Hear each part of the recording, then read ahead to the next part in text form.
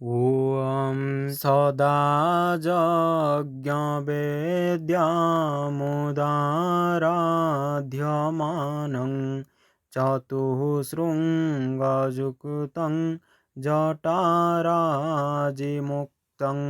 द्विशीर्षं चामुण्डं घृताक्तं हितुण्डं भजाममखग्नि भृशंसर्वसेव्यं हिरण्यबभासं स्मितचारुहासं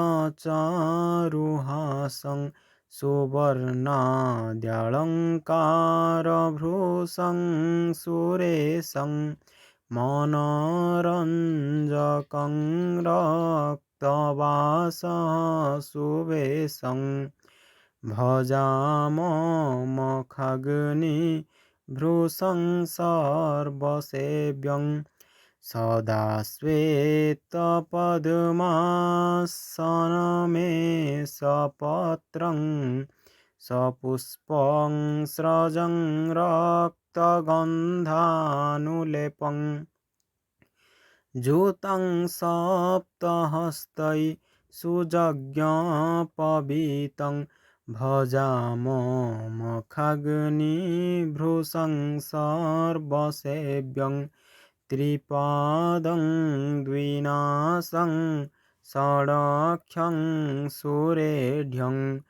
चतुस्रत्रकं सप्तजिह्वं सुशभं सुशान्तिप्रदं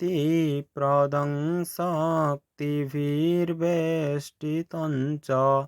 भजाममखग्निभृशंसर्वसेव्यं दधानं करैः सर्पिषपात्रमेकं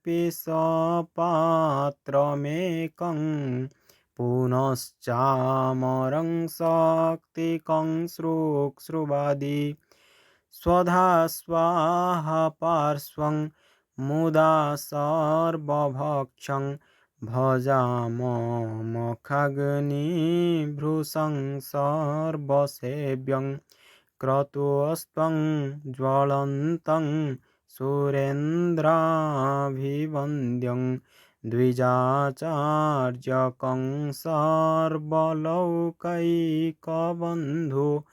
त्रैलोक्यं सुपूज्यं धरानन्तमूर्ति